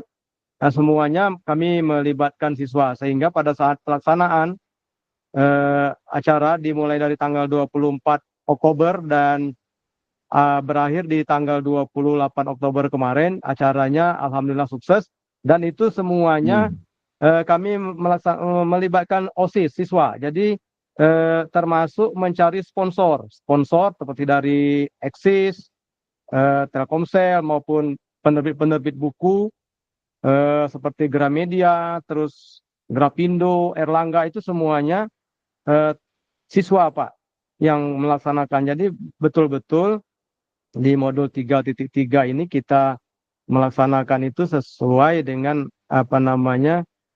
keinginan dari siswa itu, sehingga tampil semuanya Pak pada saat itu, mulai dari perencanaan, merancang program dan lain-lainnya itu, dan sampai terakhir itu kami evaluasi program juga kami melibatkan siswa. Itu aja Pak dari kami Pak. Terima kasih. Assalamualaikum warahmatullahi wabarakatuh. Waalaikumsalam warahmatullahi wabarakatuh. Baik Pak Nasarudin, terima kasih. Bu Eki, silakan Bu. Terima kasih Pak atas kesempatannya. Saya menanggapi pertanyaan dari Bu Martuti tadi Pak ya, yang masalah di TK. Kalau menurut saya sendiri itu terkait dengan modul 3.3 ini, ketika kita dihadapkan oleh student agency pimpinan murid, itu kita sebagai seorang guru gitu, khususnya saya guru SMP Pak, mungkin dia jabat dengan guru TK, mungkin menurut pandangan saya kita harus lebih ke melihat fase pertumbuhan anak gitu, Pak. Jadi ketika kita dihadapkan oleh anak-anak TK, kita tidak bisa meminta mereka seperti kepemimpinan murid seperti kata Pak Nasar tadi atau Pak Hardinal, tapi kita lebih ke melihat cara mereka untuk bisa mandiri dalam hal-hal yang sederhana gitu Pak. Misalnya, maaf Pak, bisa ke toilet sendiri gitu, makan sendiri, dan kemandirian yang lain yang masih dianggap sederhana. Begitu juga ketika kita dihadapkan oleh ke anak SD gitu, kita tidak bisa lepas begitu saja. Kalau di anak SD, apalagi di kelas 1 itu kan masih peralihan antara TK ke SD, banyak ke TK-nya gitu. Jadi masih ada harus bimbingan kita tidak bisa menyerahkan secara penuh untuk mereka. Paling tidak mereka sudah paham, oh belajar itu seperti ini gitu nah Pak. Gitu juga dengan anak SMP, mulai kita memberikan secara bertahap kemandirian mereka, kepemimpinan murid mereka, tapi dengan bimbingan arahan kita. Jadi kalau menurut saya sendiri itu Pak, kepemimpinan murid itu harus disesuaikan dengan fase pertumbuhan anak gitu. Seperti itu Pak. Ya, terima kasih. Baik, terima kasih Bu Eki. Bu Fajar, silakan Bu Fajar. Baik, terima kasih Pak. Luar biasa Pak ya kalau kita diskusi tentang student agency ini, kepemimpinan murid. Ya. Saya mes ya kalau dari yang apa yang disampaikan Pak Nasaruddin tadi, luar biasa. Mungkin setiap sekolah memang tidak bisa disamakan karakter muridnya. Di sekolah Pak Nasaruddin tentu kalau dari yang Pak Nasaruddin sampaikan tadi itu merupakan aset yang luar biasa, di mana sumber dayanya memang bagus artinya, di mana murid-murid memang sudah memiliki potensi begitu ya, sehingga tidak terlalu susah mungkin gurunya untuk mengembangkan potensi yang kalau kemarin di dalam penjelasan modul berapa itu bahwa 20% hanya yang kelihatan di permukaan, 80%-nya masih di dalam. Mungkin murid-murid Pak Nasaruddin kebetulan dapatnya yang 40% sudah terlihat begitu Pak di luar, sehingga gurunya tidak terlalu sulit untuk memfasilitasi. Nah, kemudian bicara tentang student agency ini, saya rasa paling tepat pelaksanaannya, implementasinya untuk menggali ya voice, choice, dan ownership siswa itu ya salah satunya dengan P5 ini. Di mana P5 proyek penguatan profil pelajar Pancasila ini adalah salah satu jalan yang paling tepat di mana kita melatih kepemimpinan murid. Karena apa? P5 ini tentunya disesuaikan dengan kondisi sekolah. Artinya kontekstual. Seperti kami di sekolah yang terletak di sekitaran letak geografisnya pertanian, kemudian masih di pinggiran, tentu banyak sekali hal-hal yang bisa kita lakukan. Kami di semester ini kebetulan P5-nya sistem blok, artinya 1 bulan full November ini kami P5 Pak. Nah itu kebetulan juga tema yang diangkat kewirausahaan. Nah seperti apa kita memfasilitasi siswa kita untuk menumbuhkan student agency-nya, dalam artian tetap kontekstual gitu, tetapi mereka yang menentukan, mereka yang memilih bagaimana memanfaatkan apa yang ada di sekitar kita untuk dijadikan sarana belajar. Nah, seperti kami ini karena di lingkungan pertanian tentu kita harus kontekstual, tidak boleh, maksudnya menghindari jangan sampai nanti siswa kita diberatkan dengan kewirausahaan yang harus misalnya mengolah makanan laut, sedangkan kita tidak di daerah pantai begitu. Nah, karena kita di daerah pertanian, maka kami mengangkat bagaimana kewirausahaannya, temanya misalnya dari ketela kohon dan lain sebagainya. Nah, kemudian juga apa yang disampaikan Bu Eki Yunita tadi, itu juga saya sepakat bahwa memang tidak serta-merta student agency ini bisa langsung berhasil begitu ya dalam hitungan bulan bahkan tahun. Apalagi kurikulum Merdeka ini yang dimana kita diberi kesempatan seluas-luasnya dengan fase, artinya secara pembelajaran saja akademik siswa kita diberi rentang waktu yang begitu luas untuk mencapai tujuan pembelajaran. Apalagi bicara tentang student agency yang itu bicara tentang karakter gitu Pak ya. Karakter itu mungkin butuh waktu lebih lama. Bagaimana kita menggali dan memfasilitasi siswa kita agar dapat menjadi pemimpin untuk dirinya sendiri. Seperti itu Pak. Terima kasih. Baik, luar biasa sekali Bapak Ibu apa yang disampaikan Bu Fajar tadi. Jadi memang tepat sekali bahwa kita menggunakan ilmu ini dengan bagaimana membuat pembelajaran atau rencana pembelajaran yang beribawa pada murid, tentu dengan melihat konteks murid ya Bapak Ibu, itu pasti. Jadi ini TK, ini PAUD, ya tentunya berbeda.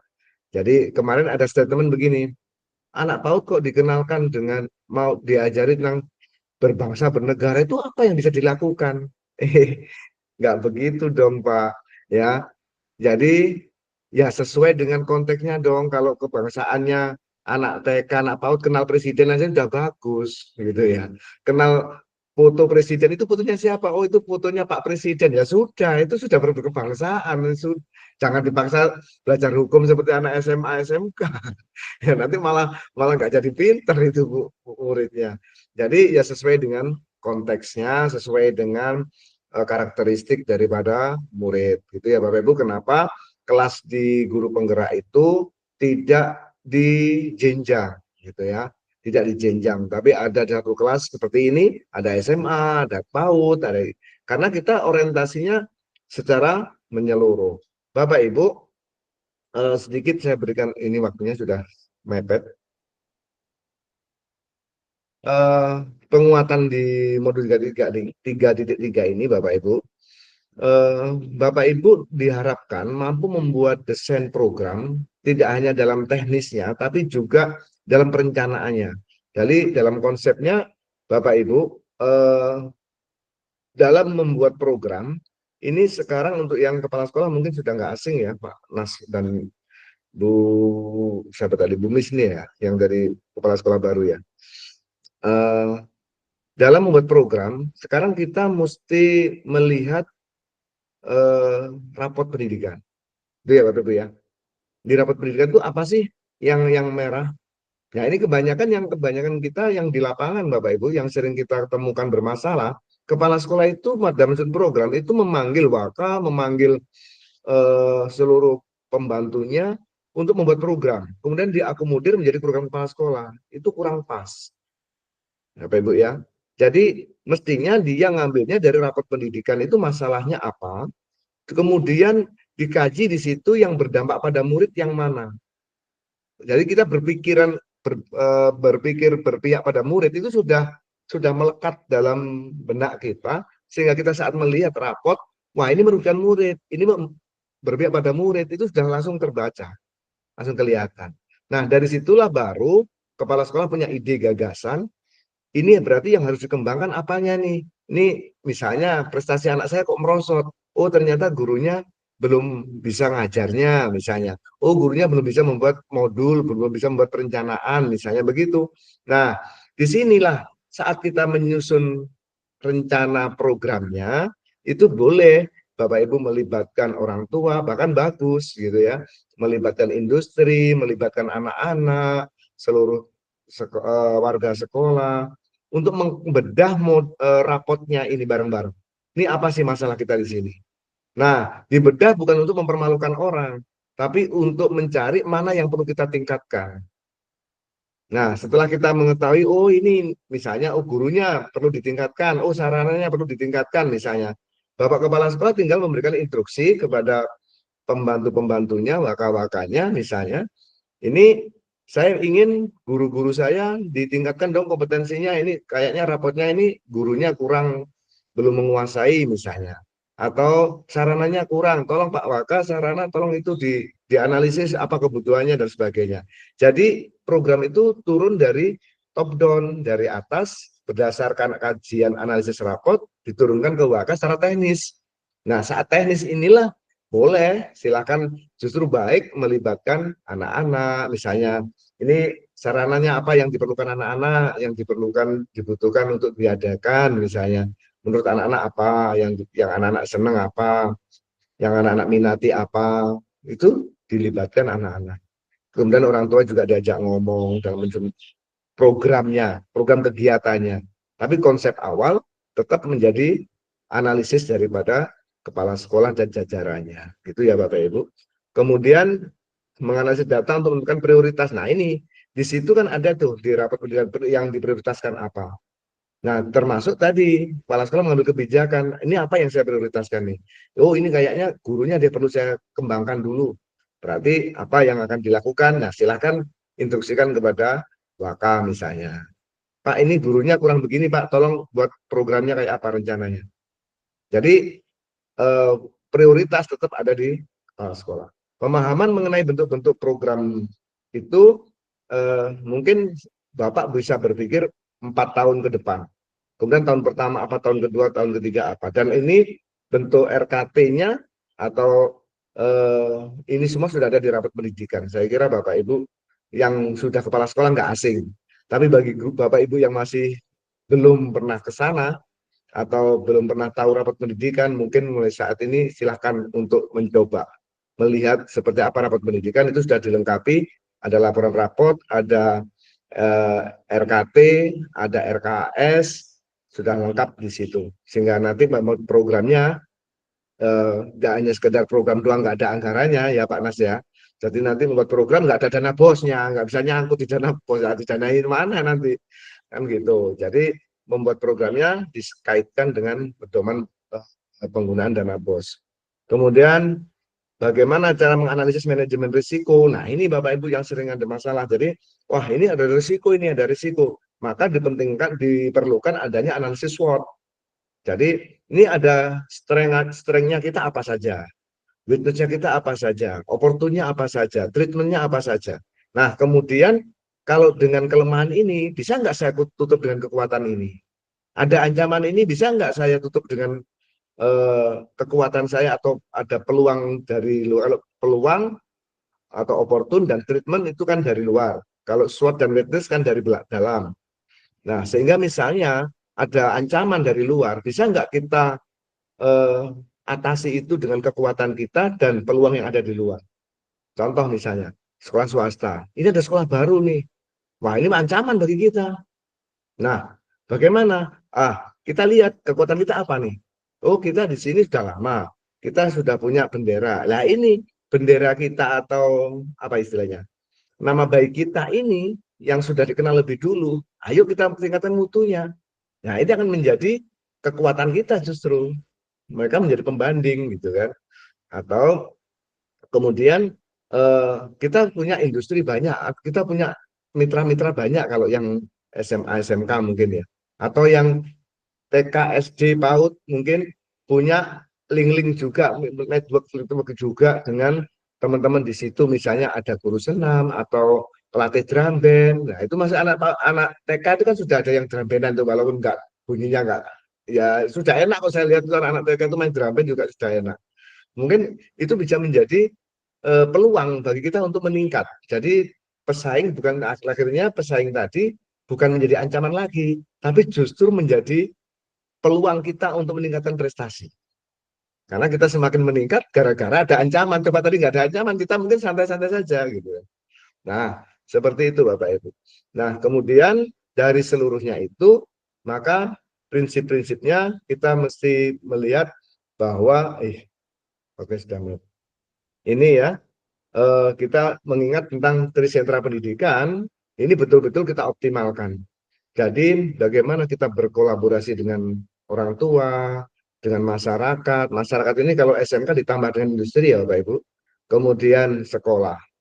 Nah, di sini bagaimana kita menjalin kemitraan? Karena ingat, anak itu ada di 3 tempat ini Bapak Ibu. Maka di sini ini ya, anak itu ada di 3 tempat ini. Dia ada di sini, ada di sini, ada di sini.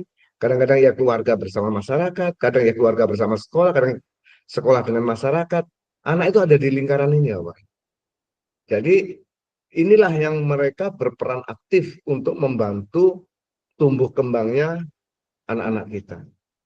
Begitu Bapak Ibu, mungkin kesimpulan dari masing-masing CGP mungkin 1 menit dari paket modul 3 ini, korelasinya apa sih modul 3.1, 3.2, dan 3.3? Ada nggak? Benang merahnya ditemukan nggak Bapak Ibu? Silakan.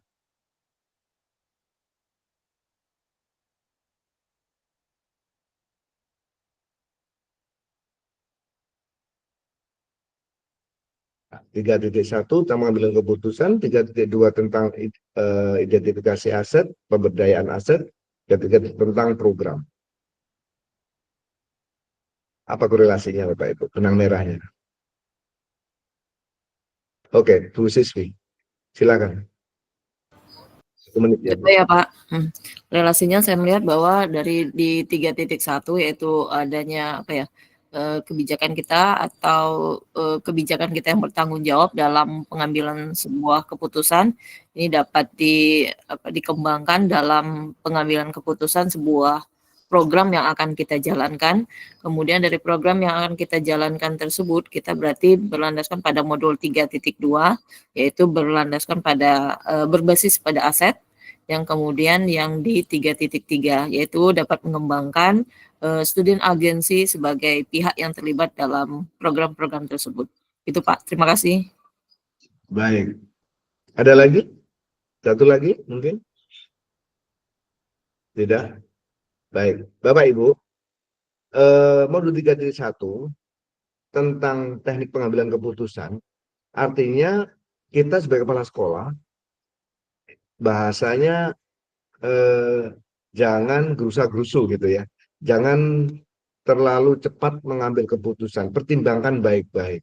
Perhatikan aset, perhatikan peluang, perhatikan kondisi kita di modul 3.2. Nah, dengan mempertimbangkan aset-aset yang kita miliki, dengan mempertimbangkan dampak-dampak dari keputusan kita, maka buatlah program yang bijak, program yang efektif dan efisien. Gitu ya Bapak Ibu. Sehingga Bapak Ibu programnya nanti itu program benar-benar program yang bisa terlaksana, bukan hanya sekedar program, hanya sekedar dokumen, bukan hanya sekedar ada, tapi benar-benar sudah dipertimbangkan masa-masa, sudah dipikirkan masa-masa dengan mempertimbangkan aset-aset yang kita miliki. Sehingga program itu berpotensi untuk bisa dilaksanakan dengan baik. Gitu ya Bapak Ibu benang merahnya. Jadi itu yang terkait dengan kesimpulan di modul 2.3, review penugasan, Bapak Ibu.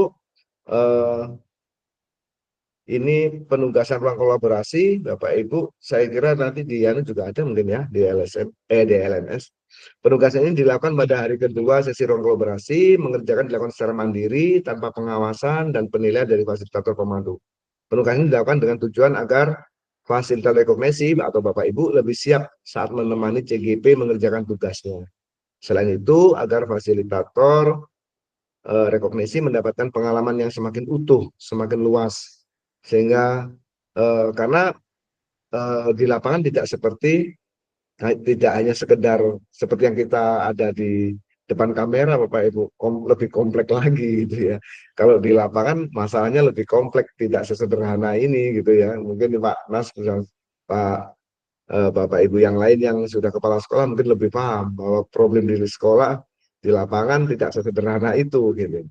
Makanya justru disinilah dipengkali seperti ini untuk dicoba di lapangan. Gitu ya.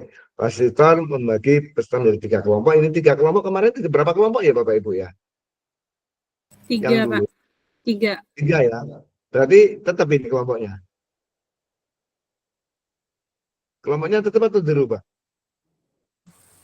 Boleh Tetap Pak. aja Pak. Tetap aja lah boleh. Pak. Iya. Yes. Sudah kadung besti ya. Jadi ya Kami sudah padu bertiga Pak.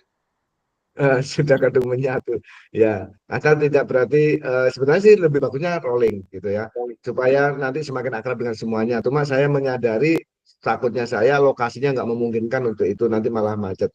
Jadi monggo gimana Bapak Ibu lebih nyamannya, lebih mudahnya untuk mengerjakan tugas-tugasnya. Tugasnya adalah merancang program Bapak Ibu atau kegiatan yang mendorong aspek suara, pilihan dan kepemimpinan murid. Jadi sekali lagi tadi disampaikan Bu Bajar bahwa murid perlu didengar suaranya ya Bapak Ibu, noise perlu apalagi Bapak Ibu, noise, voice, Choice, ownership. Ownership. Jadi selain Suara. perlu didengar Bapak Ibu, berikan mereka alternatif-alternatif yang kemungkinan dengarkan, barangkali mereka ini punya ide gagasan, tolong diakomodir ya Bapak Ibu ya, dan libatkan mereka mulai dari awal sehingga punya rasa kepemilikan. Nah, kata orang Jawa bilang andar beni gitu ya, terhadap program-program yang dia laksanakan seperti tadi contohkan Pak Nasarudin. Begitu. Nah, kemudian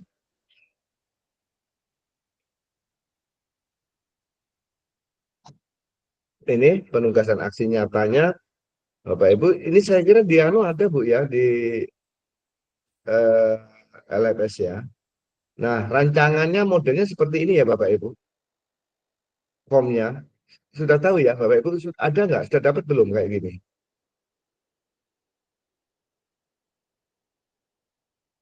Bapak Ibu sudah dapat kayak gini? Sudah Pak. Oh ya, ada ya? Ada.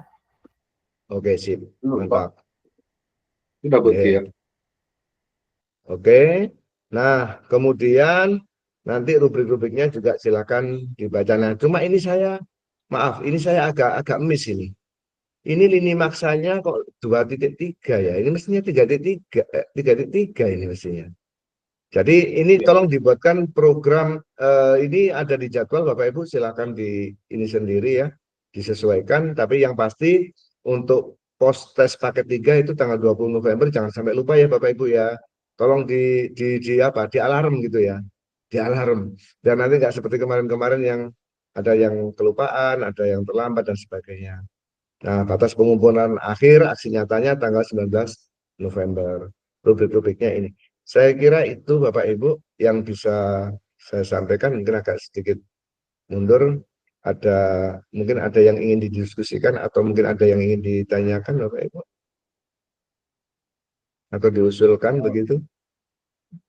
Izin Pak, untuk tugas Ya. ruang kolaborasi itu Pak, kami kan ada 3 orang Pak, satu kelompok. Program itu apa satu saja atau setiap orang berbeda Pak program? Iya. Jadi pengelompokannya tetap 3 orang Bapak Ibu. Tugasnya masing-masing untuk tugas kolaborasi. Perencanaannya kan sesuai dengan maksudnya berkelompoknya terhadap kerjasamanya. Ya Bapak Ibu ya. Jadi bisa bekerja sama bertiga. Tapi yang dibahas kan sekolahnya beda-beda Pak. Kalau nanti berkelompok kan nggak fungsi. Ya Pak ya. Jadi Bapak Ibu kontekstual sesuai dengan kondisi sekolah masing-masing. Pembuat perencanaannya ya. Jadi misalnya nih anggap aja lah, misalnya Bu Pajar belum kepala sekolah, ya anggap aja kepala sekolah di situ. Nah, kalau Ibu jadi kepala sekolah di situ kira-kira apa nih? Yang aset apa yang ada, kemudian pertimbangan-pertimbangan apa yang harus dilakukan, yang penting jangan sampai nanti terjebak dalam bujukan moral ya Bu. Bujukan moral tadi ya, biasanya kalau ada bujukan itu ada rayunya, biasanya bujuk rayu moral. Jadi mesti ada rayuannya biasanya. Jadi di situ makanya itu perlu dijaga, hati-hati. Makanya kenapa modul 3.1 tadi dikuatkan. Begitu Pak Hardinal nggih. Jadi pekerjaannya silakan berkelompok, tapi kerjaannya masing-masing sesuai dengan sekolahnya, supaya nanti nggak kesulitan tadi yang PAUD tadi Bu Martuti atau Bu Maryuti tadi, Bu Martuti ya. Yang PAUD tadi. Maryuti, Pak. Oh, Bu Maryuti. Enggak, yang tanglet Martuti. tadi, yang tanglet tadi Bu Maryuti, Pak. Kalau yang ini Bu Mastuti. Ya, sering keliru saya Bu Maryuti, Bu Martuti ini. Ya, oke. Iya, soalnya satu huruf saja sudah membingungkan. Baik, itu Bapak Ibu, nanti jangan lupa untuk mengunggah tugas-tugasnya. Begitu, terima kasih atas perhatiannya. Mohon maaf atas segala kekhilafan, dan mungkin ini akan menjadi forum tatap muka terakhir. Jadi saya mohon dimaafkan nih kalau ada yang kurang berkenan. Sama-sama Pak. Sama-sama Pak. Sama-sama nggih Ya, Pak. terima kasih, Pak, Sampai ketemu atas Pak. bimbingannya. Baik, Tanggal Atas ilmunya. 19 Pak. baik Bapak Ibu, sama-sama. Ini print screen-nya mana sih? Oh ini. Jadi kita foto dulu kali ya. Kalau mau diambil Bapak Ibu, silakan untuk mengambil foto mungkin yang ininya bagus, yang kameranya bagus, silakan. Atau paling enggak tampilannya biar nggak kelihatan gini ya, biar kelihatan cantik, cakep. Oke, silakan. Siapa nih yang ngambil nanti? Boleh Semua nggak ada yang ngambil. Panas. Ayo 1, 2, 3 senyum. Oke. Lagi Pak. Lagi 1, 2, 3. Udah bebas, banyak bebas. di grup udah banyak foto tuh. Oh, 1, 2, 3. Oke. Baik. Oke. Terima kasih Bapak. Terima kasih Baik, Bapak. sama-sama. Maaf Pak, Sama-sama. kalau ada yang kurang. Semuanya. Sampai Mohon ketemu maaf atas semuanya, Pak. tanggal 19 Pak. Kami ke Jawa Timur. Ya, oke, sampai ketemu. Silakan mampir kalau ke Jawa Timur ya. Ya, insya Allah Siap Pak. Pak, insya Allah Siap Pak. Pak. Pak. Baik, terima kasih. Saya akhiri. Assalamualaikum warahmatullahi wabarakatuh. Waalaikumsalam warahmatullahi wabarakatuh. wabarakatuh. Izin tutup ya Bapak Ibu. Iya, Pak. Ya, Pak. Silakan. Terima kasih banyak, Pak. Sama-sama. Izin lihat Bapak Ibu. Izin juga kami Bapak Ibu semuanya.